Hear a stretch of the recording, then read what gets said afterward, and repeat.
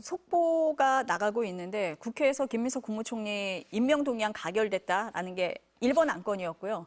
지금 국회에서 통과된 안건은 상법 개정안입니다. 국회 본회의 통과됐다. 찬성 220표 이렇게 전해드리는데 상법 개정안 하면 의원님이 남다르실 것 같습니다. 21대 국회 1호 법안이었잖아요. 어떻게 보고 계세요? 2017년에 처음에 그 법을 냈어요. 아, 17년에 먼저 내셨어요? 정말 저는 그때가 더 힘들었어요. 그러니까 재벌들의 반대, 재벌 총수들의 막 끈질기고 집요한 반대, 그리고 보수 정치 세력. 이제 그때는 또 그때도 야당이에요. 국민의힘 이쪽이 야당인데도 야당도 끈질기게 반대. 근데 관료들도 반대. 이렇게 되니까 정말 힘들더라고요. 상법 개정안 해가지고 경제 어려워지면 어떡할 거냐라고 하는 이야기를 안팎에서 들어야 되고, 또 상법 개정안을 하게 되면 기업 망친다. 기업 사냥꾼들에게 노출된다. 이런 얘기를 듣는데 어떻게 저럴 수가 있지 싶으면서도 안 되니까 너무 답답해서 이제 21대 국회에 들어와서 그 법안을 똑같이 1호 법안으로 제가 내면서 붙인 별명이 코스피 3,000법이었어요. 맞아요. 코스피 네. 3,000법. 지금 보세요. 네. 그 법이 상정되고 막 이렇게 논의되기 시작하니까 막 그 시장에서 반응들을 하잖아요. 힘든 사람들이 있을 거예요. 이 법이 개정되면. 총수 일가들. 그리고 주식 시장에서 자기들이 재미 봤던 일부 사람들. 그런 사람들은 힘들겠죠. 그런데 그거는 총수 일가와 대주주들이 불법적으로 특혜를 누리거나 혹은 자신들의 이익을 부당하게 추구했었던 일이 가능했던 것을 이제 그걸 감시당하는 거거든요. 그 부분 때문에 불편한 사람들이 생길 수 있죠. 근데 그거는 다수의 개미들과 다수의 우리 국민들에게 훨씬 이익을 가져다 주는 일이니까 우리 기업과 우리 경제에 큰 이익을 주는 법이거든요. 지금이라도 통과된 거 너무 감사하고 이 일을 만들어내는 우리 민주당의 의원님들 끈질기게 해오시는 걸 제가 봤거든요. 고맙게 생각하고 여야 합의로 된 거에 대한 의미가 이 일의 가치를 더 드높이고 있다 생각합니다. 정말 고맙습니다. 의원님이 SNS에도 올리신 걸로 제가 아는데 3% 룰 그 부분에 좀 주목을 하셨던 것 같아요.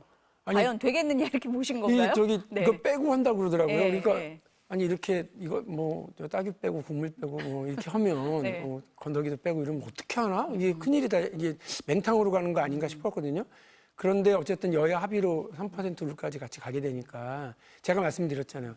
아니 그렇게 하면 어떻게 했는데 그동안 누린 그 권한에 비해서 책임을 안 졌단 말이에요. 총수 일가와 그 제주주들이. 그리고 기업에게 그 모든 판단 미스와 자기들 이익을 추구하는 것 때문에 생겨난 부담과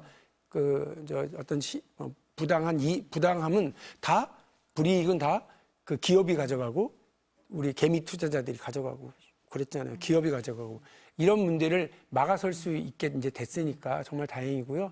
저는 그것도 빠지고 그냥 가나 걱정돼서 올렸더니 그날 오후에 합의해서 그것도 같이 담아서 간다 하길래 다행이다 싶고요. 이번에 빠진 게 하나 집중투표제가 빠진 걸로 제가 알고 있는데 그것도 이후에 그 청문회 등을 통해 가지고 의견들을 모아나게 하겠다고 하니까 천만다행.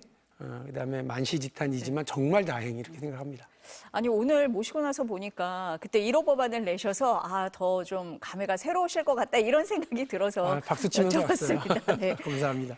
오늘 본회의에서 앞서서 전해드렸지만 김민석 국무총리 후보자 인준안이요. 국민의힘이 불참을 했습니다. 네. 어떻게 보셨어요? 제가 여러 차례 얘기했는데요. 반대하는 거 이해하고 비판하는 것도 받아들여야 된다고 생각합니다. 그런데 인수위도 없이 출범한 정부에 미안하고 국민들에게 계엄과 탄핵 관련 그 난리통에 대해서 죄송해서라도 이번에 협조했어야 된다고 봐요. 저는 그 협조가 반대표 던지는 것도 협조라고 봐요. 비판과 반대 의견을 하는 이유에 대해서 토론 참여하셔서 청문 보고서 채택도 하고 토론도 참여하셨어야 된다고 봐요. 그렇게 해서 해야지 그거를 굳이 그냥 어떻게 자기들의 반대의 어떤 상징을 더 높이기 위해서 이런 식으로 하는 거에 대해 되게 실망스럽고 야당이기 이전에 지금의 이 사태를 만든 지금의 이 인수위도 없이 출범하게 된 정부를 만든 일에 대해서 좀 미안해서라도 그렇게 하면 안 된다고 생각을 하고요.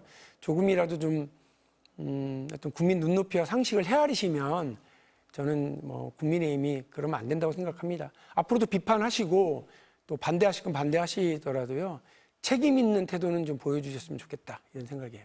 비판을 하더라도 국회 본회의장에 와서 의사 표현을 함으로써 그런 걸 보여줘야 된다. 책임 있는 정치를 해야 된다. 이런 말씀이시죠. 네, 그렇습니다. 지금 내란 말씀을 하셔서요. 지금 내란 특검에서 한덕수 전 총리 어제 13시간 조사를 했습니다. 피의자로 조사를 받은 건데 어떻게 보셨어요?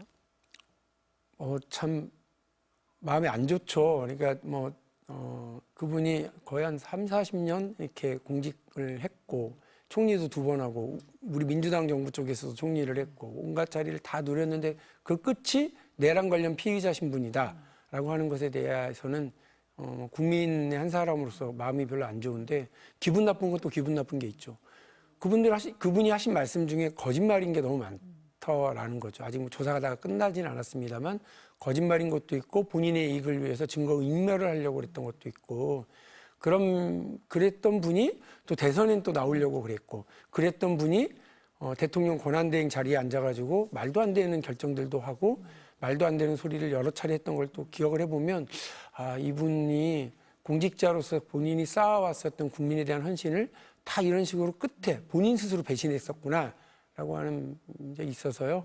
특검이 아주 명명백백하게 진실을 좀 밝히고 하는 과정에 협조하셨으면 좋겠고 본인이 책임져야 될 부분이 있으면 그 책임과 처벌은 감수하셨으면 좋겠습니다. 지금 말씀하신 대로 지난 6개월을 이렇게 돌아보면은 좀 석연치 않은 그런 행동들을 많이 보이셨는데 그럼에도 불구하고 대선 후보가 되려고 했단 말이에요. 어떻게 봐야 됩니까? 하마터면 이제 그분이 대선 후보가 돼서 또 어떻게 보면 대통령이 될 수도 있었다. 그런데 이 국민을 배신한 행위 과정에 거짓말을 하거나 또 국민 배신 과정에 협조했거나 이런 것들이 지금 드러나고 있는 마당이라서 정말 하마터면 큰일 날 뻔했던 거 아니냐. 이제 국민들의 지혜와 국민들의 힘은 참 대단하구나 하는 생각을 다시 하게 되고요. 특검을 이렇게 우리가 만든 과정에 여러 반대와 논란들이 있었습니다만 특검이 그런 숨겨졌던 진실을 다 드러내는 막강한 역할을 해주기를 다시 한번 기대합니다. 국민의힘은 변화와 쇄신을 하겠다면서 안철수 의원을 혁신위원장으로 내정을 했습니다. 가능합니까? 변화 쇄신으로 갈 거다 이렇게 보십니까? 어떻게 보세요? 첫 번째 들었던 느낌은 안철수 이분이 아직도 혁신을 얘기하고 다니는구나. 그분이 정치권에 등장하면서부터 계속 혁신 했었는데 그 혁신의 내용이 뭔지 아직 아무도 모르잖아요. 안철수의 정치 혁신의 내용을 확인한 바가 없어요. 이번에도 확인하기 어려울 거다.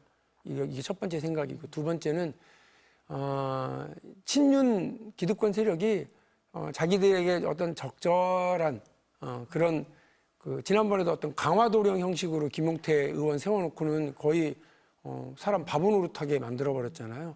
그거 나쁜 짓이거든요. 그 젊은 정치인을 그렇게 쓰고 버렸으니까 나쁜 짓이라고 저는 생각하는데 이번에도 그 정체가 정확하게 뭔지는 모르지만 혁신이라고 하는 메뉴판을 늘 들고 다니는 아무도 먹어본 적이 없는 음식을 팔고 있는 안철수 의원을 데려다 놓고 또 그냥 그렇게 시간 보내기 하겠구나. 자신들의 기득권은 털끝만큼도 건드리지 못하게 하려는 의도에 다시 또 저렇게 하는구나라는 생각으로 국민의힘 아직 멀었다 하는 생각은 하고 있습니다.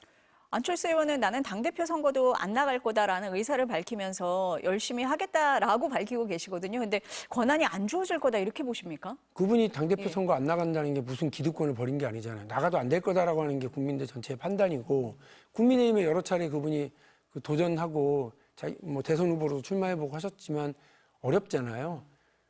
제가 이렇게 좀 매섭게 얘기해서 죄송한데 친윤에 다시 놀아나는 일로 안철수 의원의 혁신이라고 하는 정체불명의 자신의 철학이 다시 한번 농락당하는 과정으로 들어가지 않겠나 하는 생각이 듭니다.